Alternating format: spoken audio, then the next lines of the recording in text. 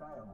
And here we see this first sort of cover piece of great etchings, Europa, a Prophecy, Lambeth, printed by Will Blake, 1794. 5 windows light the cabined man. Through one he breathes the air, through one hears music of the spheres, through one the eternal vine flourishes, that he may receive the grapes.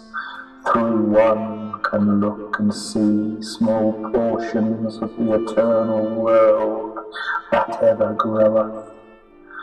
Through one himself pass out what time he please, but he will not, for stolen joys are sweet, and bread eaten in secret pleasant. So sang a fairy mocking as he sat on a streaked tulip, thinking none saw him. When he ceased, I started from the trees and caught him in my hat as boys knock down a butterfly. How know you this, said I, small sir, where did you learn this song? Seeing himself in my possession, thus he answered me, my master, I am yours, command me, for I must obey.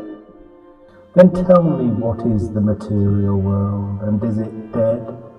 He laughing answered, I will write a book on leaves of flowers, if you will feed me on love thoughts, and give me now and then a cup of sparkling poetic fancies, so when I am tipsy I'll sing to you this soft lute, and show you all alive the world, when every particle of dust breathes forth its joy.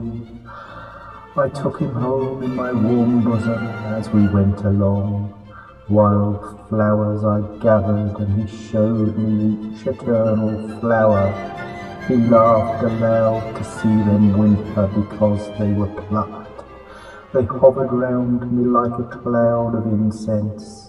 When I came into my parlour and sat down, and took my pen to write, my fairy sat upon the table and dictated Europe. Preludium. The nameless shadowy female rose from out of the breast of Orc, her shaky hair brandished in the wings of Entharmon, and thus her voice arose. O Mother Enitharmon, wilt thou bring forth other sons, to cause my name to vanish, that my place may not be found? For I am faint with travel, like the dark cloud, disburdened in the day of dismal thunder. My roots are brandished in the heavens, my fruits in earth beneath. Surge foam and labour into life, first born and first consumed, consumed and consuming. Then why shouldst thou, accursed mother, bring me into life? I wrap my turban of thick clouds around my labouring head, and fold the sheety waters as a mantle round my limbs. Yet the red sun and moon, and all the overflowing stars rain down prolific pains. Unwilling I look up to heaven, unwilling count the stars, sitting in fathomless abyss of my immortal shrine.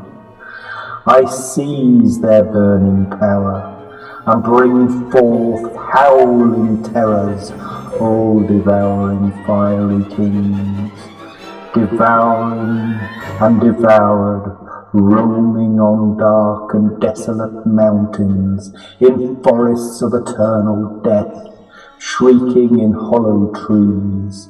Ah, Mother Enitharmon, stamp not with solid form this vigorous progeny of fires.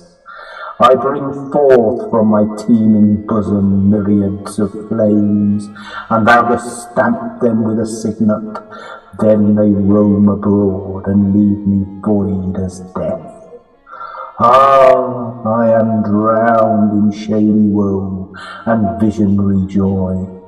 And who shall bind the infinite with an eternal band, to compass it with swaddling bands? And who shall cherish it with milk and honey? I see it smile and I roll inward, and my voice is past. She ceased and rolled her shady clouds into the secret place. Lord, have mercy on us. A prophecy. The deep of winter came, what time the secret child descended through the orient gates of the eternal day. War ceased and all the troops like shadows fled to their abodes. Then Enitharmon saw her sons and daughters rise around. Like pearly clouds they meet together in the crystal house. And Los, possessor of the moon, joyed in the peaceful night, thus speaking while his numerous sons shook their bright fiery wings. Again the night is come that strong Urthona takes his rest, and Urzan, unloosed from chains, glows like a meteor in the distant north. Stretch forth your hands and strike the elemental strings, awake the thunders of the deep. The shrill winds wake till all the sons of Urzan look out and envy loss, seize all the spirits of life and bind their warbling joys to our loud strings, bind all the nourishing sweets of earth, to give us bliss that we may drink the sparkling wine of loss, and let us laugh at war, despising toil and care, because the days and nights of joy in lucky hours renew. Arise, O Orc, from the deep den, firstborn of Enitharmon, rise, and we will crown thy head with garlands of the ruddy vine. For now thou art bound, and I may see thee in the hour of bliss, my eldest born. The horrent demon rose, surrounded with red stars of fire, whirling about in furious circles round the immortal fiend. Then Enitharmon down descended into his red light, and thus her voice rose to her children, the distant heavens replied. Now comes the night of Enitharmon's joy. Who shall I call? Who shall I send? That woman, lovely woman, may have dominion. Arise, O Rinra, thee I call, and Palambron thee, go tell the human race that woman's love is sin, that an eternal life awaits the worms of 60 winters. In an allegorical abode, where existence had never come, forbid all joy, and from her childhood shall the little female spread nets in every secret path. My weary eyelids draw towards the evening, my bliss is yet but new. Arise! Arise, O Rintra, eldest born, second to none but Orc. O lion Rintra, rise thy fury from thy forest black. Bring Palambron, horned priests, stepping upon the mountains in silence, Ellie clear, the silver-belled queen. Rinra, where hast thou hid thy bride? Weeps she in desert shades? Alas, my Rinra, bring the lovely jealous, Ocalythron. Arise, my son, bring all thy brethren, O thou king of fire. Prince of the sun, I see thee with thy innumerable race, thick as the summer stars, but each ramping his golden mane shakes. Then thine eyes rejoice because of strength, O Rinra, furious king. Enitharmon slept 1800 years, man was a dream. The night of nature and the harps unstrung, she slept in middle of her nightly song. 1800 years, a female dream. Shadows of men in fleeting bands upon the winds divide the heavens of Europe, till Albion's angel, smitten with his own plagues, fled with his bands. The cloud bears hard on Albion's shore, filled with immortal demons of futurity. In council gather the smitten angels of Albion. The cloud bears hard upon the council house, down rushing on the heads of Albion's angels. 1 hour they lay buried beneath the ruins of that hall, but as the stars rise from the salt lake, they arise in pain, in troubled mists, all clouded by the terrors of struggling times. Following thoughts perturbed, they rose from the bright ruins silent.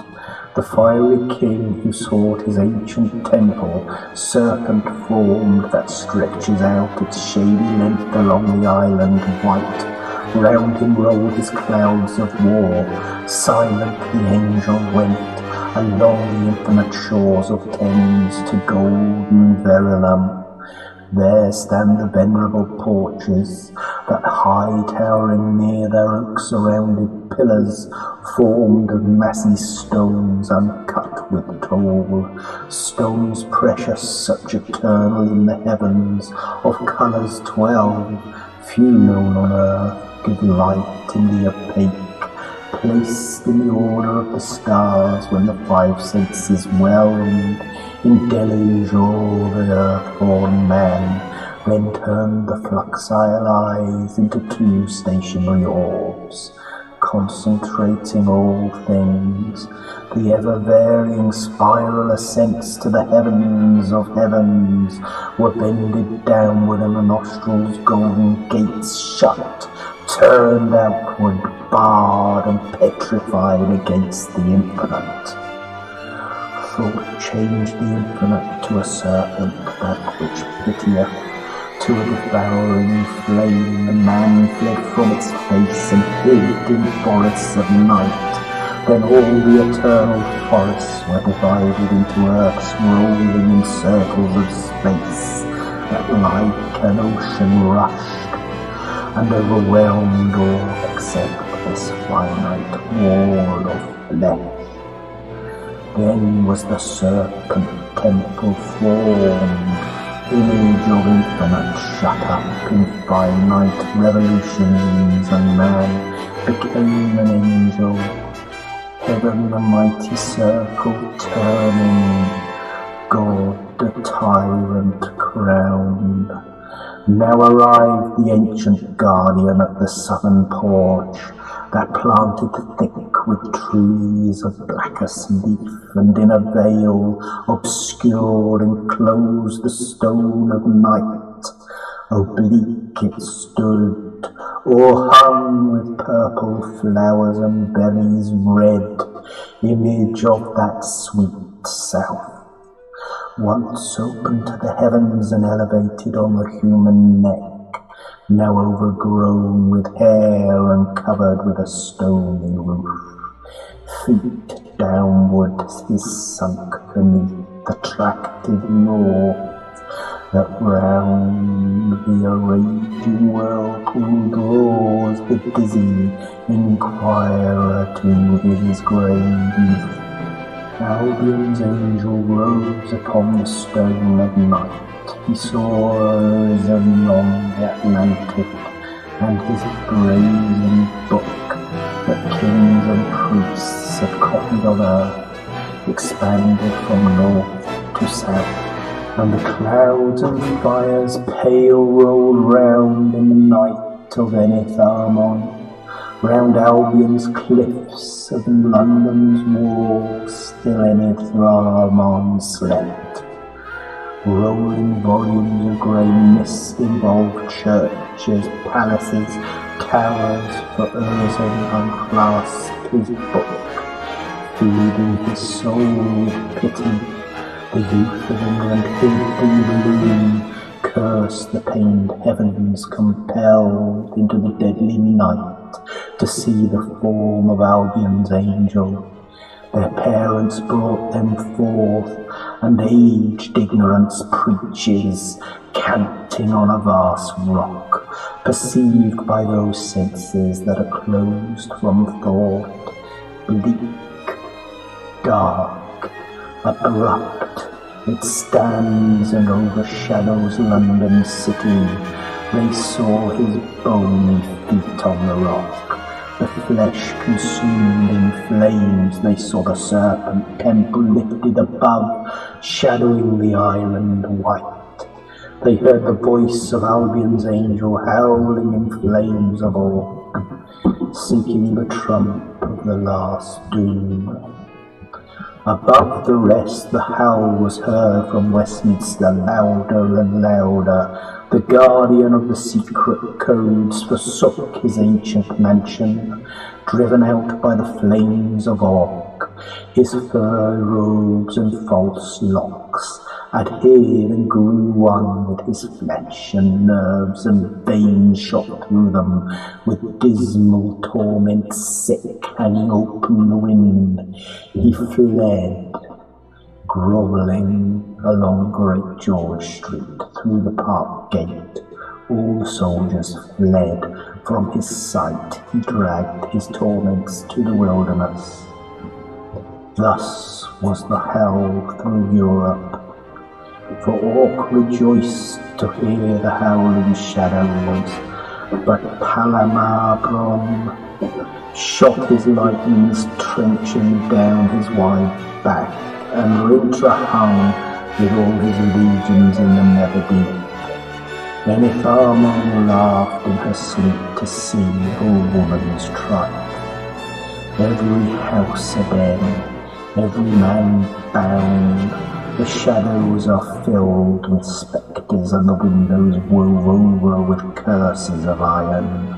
Over the doors thou shalt not, and over the chimneys fear is written, with bands of iron round their necks, fastened into the walls. The citizens in leaden gyves, the inhabitants of suburbs walk heavy, soft and bent are the bones of villages. Between the clouds of earthen, the flame of orc rolled heavy around the limbs of Albion's guardian, his flesh consuming, howlings and hissings, shrieks and groans and voices of despair arise around him in the cloudy heavens of Albion. Furious, the red-limbed angel seized in horror and torment the trump of the last doom, but he could not blow the iron tube. Thrice he essayed, presumptuous to awake the dead to judgment. A mighty spirit leaped from the land of Albion, named Newton. He seized the trump and blowed the enormous blast. Yellow as leaves of autumn, the myriads of angelic hosts fell through the wintry skies, seeking their graves, rattling their hollow bones in howling and lamentation. Then Enitharmon woke, nor knew that she had slept, and 1800 years were fled as if they had not been. She called her sons and daughters to the sports of night within her crystal house, and thus her song proceeds.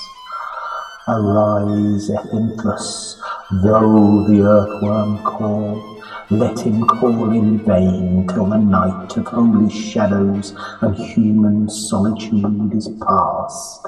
Ethynthus, queen of waters, how thou shinest in the sky! My daughter, how do I rejoice, for thy children flock around, like the gay fishes on the wave when the cold moon drinks the dew. Ethynthus, thou art sweet as comforts to my fainting soul, for now thy waters warble round the feet of Enitharmon. Manathu, Vorchion, I behold thee flaming in my halls. Light of thy mother's soul, I see thy lovely eagles round. Thy golden wings are my delight, and thy flames of soft delusion. Where is my luring bird of Eden? Loose the silent love. Luther, the many-coloured bow delights upon thy wings, soft soul of flowers, Luther, sweet smiling pestilence, I see thy blushing light. Thy daughters many changing revolve like sweet perfumes ascending, O Luther, silken queen. Where is the youthful Antamon, prince of the pearly dew? O Anathmon, why wilt thou leave thy mother Enitharmon? Alone I see thee, crystal form, floating upon the bosom there, with lineaments of gratified desire. My Antamon, the 7 churches of Luther seek thy love. I hear the soft Uthumi, Enitharmon's tents. Why wilt thou give up woman's secrecy, my melancholy child? Between 2 moments bliss is ripe. O Theaterwoman, robbed of joy, I see thy salt tears flow down the steps of my crystal house. Sotha and Thirlatha, secret dwellers of dreamful caves, arise and please the horrent fiend with your melodious songs. Still all your thunders gold heaped and bind your horses black. Hawk, smile upon my children, smile, son of my afflictions. Arise, O Hawk, and give our mountains joy of thy red light. She ceased, all wherefore that sport beneath the solemn moon. Waking stars have risen with their immortal songs that nature felt through all her pores, the enormous revelry, till morning opened the eastern gate, and everyone fled to his station, and Enitharmon wept. But terrible Orc, when he beheld the morning in the east, shot from the heights of Enitharmon, and in the vineyards of red France appeared the light of his fury. The sun glowed fiery red, the furious terrors flew around on golden chariots raging with red wheels dropping with blood. The lions lash with wrathful tails, the tigers couch upon the prey and suck the ruddy tide, and Enitharmon groans and cries in anguish and dismay. Then Los arose his head, he reared, in snaky thunders clad, and with a cry that shook all nature to the utmost pole, called all his sons to the strife of blood. Finian.